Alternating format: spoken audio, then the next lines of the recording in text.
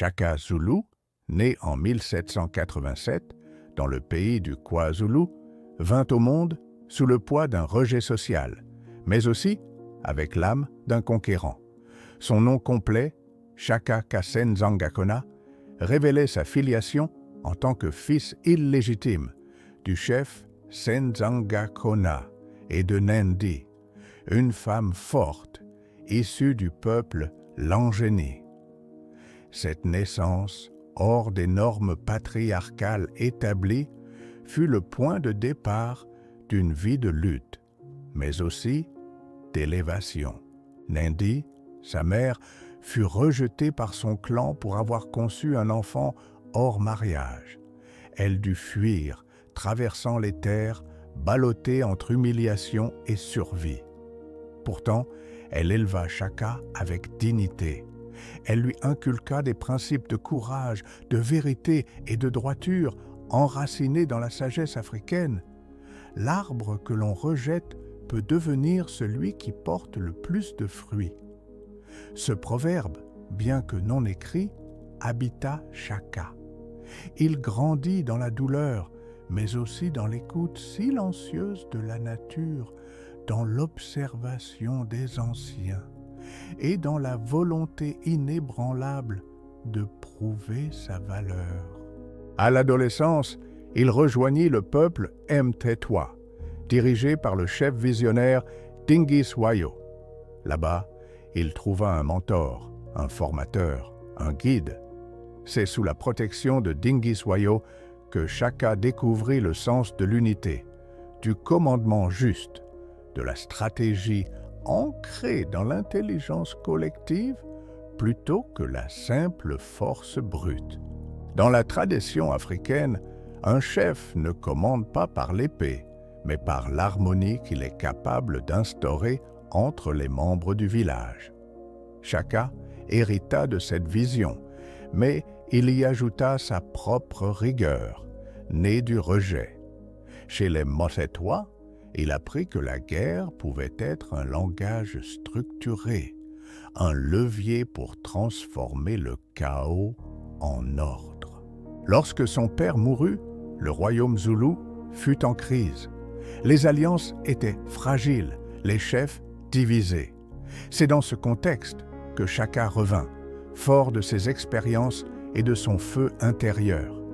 Il élimina ses rivaux et réorganisa l'armée, mais surtout, il restructura la société. Chaque clan avait sa place. L'armée devint une école d'éducation au service de l'identité collective. L'une de ses grandes forces fut de comprendre que pour survivre face aux menaces extérieures, qu'elles viennent des armes ou des idées, il fallait d'abord soigner la cohésion intérieure. Il institua des rites d'initiation, redonna du sens à la parole du sage et rétablit une forme de mérite dans l'élévation des chefs. L'Ik-Loi n'était pas une simple lance, c'était une déclaration, une rupture, une réponse directe à un problème que Shaka avait observé dans les guerres traditionnelles. Les longues sagaies qu'on lançait de loin manquaient souvent leur cible, gaspillaient l'énergie et mettaient de la distance entre les guerriers et leurs devoirs. Shaka comprit que dans la vraie guerre, celle qui décide de la survie d'un peuple, il fallait plus que viser, il fallait affronter. Mais l'Ik-Loi n'était que la moitié du chef-d'œuvre. L'autre, c'était la stratégie des cornes de buffle, peut-être l'une des plus grandes innovations militaires de l'Afrique précoloniale. Elle imitait la nature, comme le font les plus sages. Shaka avait observé les buffles, leur manière de protéger le cœur du troupeau, d'encercler, de défendre avec force et discipline. Il transforma cette leçon en une stratégie de guerre. Le torse, c'est le centre. Les guerriers les plus robustes y avançaient de face, tenant la ligne. Les cornes, à droite et à gauche, s'élançaient en arc, encerclant l'ennemi. La queue, à l'arrière, était composée de jeunes guerriers en réserve, prêts à renforcer là où le besoin surgissait.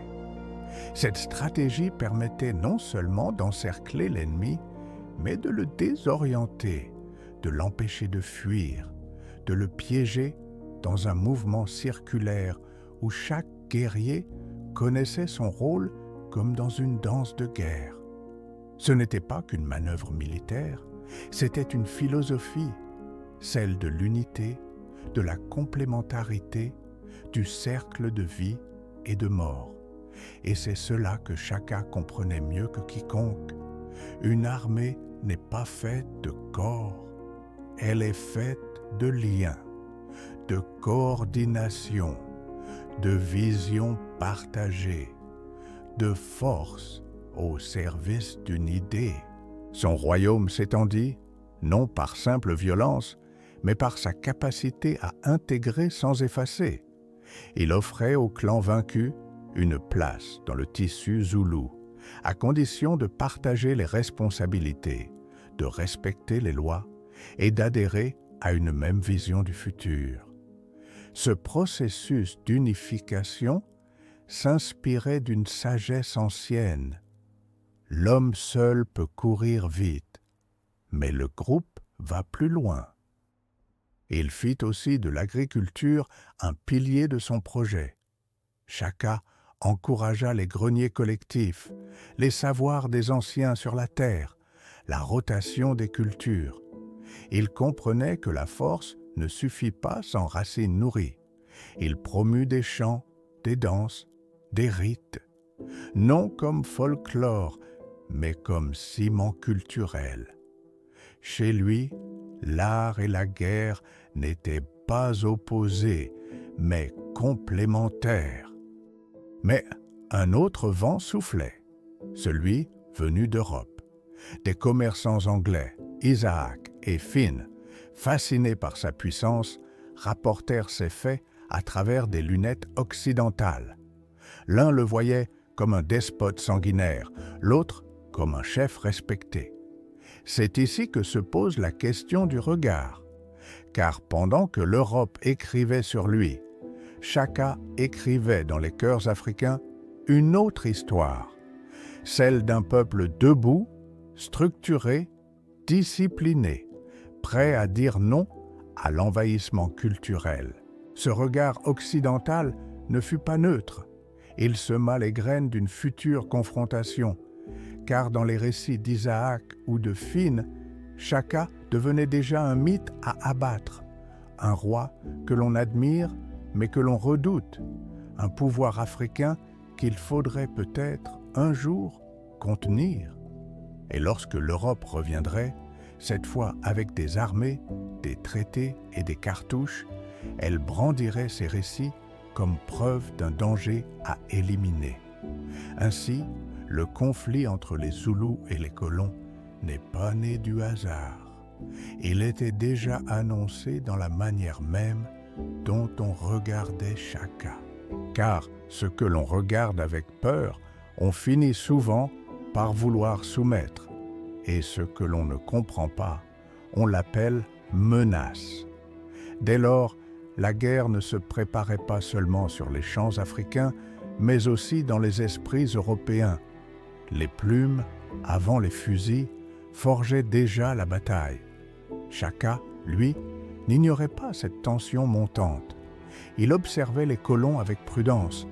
Il commerçait, oui, mais il résistait dans sa pensée, car il savait que le jour viendrait où l'invasion ne porterait pas seulement des armes, mais des idées. Mais même les plus grands chênes peuvent être fendus par la foudre. La mort de Nandi, en 1827, fut cette foudre. Shaka entra dans une spirale de chagrin et de paranoïa. Le déséquilibre émotionnel fit trembler son autorité.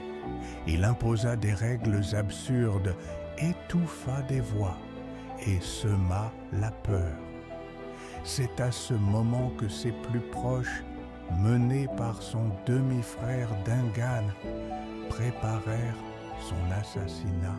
En septembre 1828, dans son kraal, Shaka tomba, non pas par la lance de l'ennemi, mais par celle de ses frères. Un symbole tragique. Le royaume sombra dans l'incertitude. Les divisions refirent surface. Les alliances se défirent. Son demi-frère Dingaan, principal instigateur du complot, s'empressa de prendre le pouvoir. Mais son règne marqua une rupture. Là où Shaka avait instauré la discipline et l'ordre, Dingaan gouverna par la crainte et l'instabilité. Il fit exécuter les fidèles de son frère, détruisant ce qu'il restait de la vieille garde. Les tensions internes s'accentuèrent et le royaume, bien que puissant encore, perdit peu à peu son élan fondateur. Après Dingaan, ce fut Mpond, un autre demi-frère, qui régna plus longtemps, dans une relative stabilité. Il sut ménager les alliances avec les Boers et les Britanniques, mais au prix de concessions. Puis vint Cetshwayo, le petit-neveu de Shaka. Avec lui, l'esprit de résistance revint brièvement briller. Ce fut lui qui osa tenir tête aux colons britanniques lors de la guerre anglo-zoulou de 1879, remportant une victoire mémorable à Isandlwana, où l'armée britannique fut décimée par des tactiques directement héritées de l'enseignement de Shaka. Discipline, éclat, encerclement. Mais malgré cette victoire, l'Empire britannique avait trop de ressources. La suite fut brutale. Le royaume zoulou fut morcelé, divisé en chefferies concurrentes, une stratégie coloniale classique pour mieux régner. Le rêve d'un royaume africain centralisé, fier et structuré comme l'avait voulu Shaka, s'effaça dans la poussière des ambitions européennes. Mais l'histoire ne s'arrête pas à la mort d'un roi. Elle commence parfois là. L'héritage de Shaka ne réside pas seulement dans les territoires conquis, mais dans la manière dont il a redonné à son peuple une conscience de lui-même.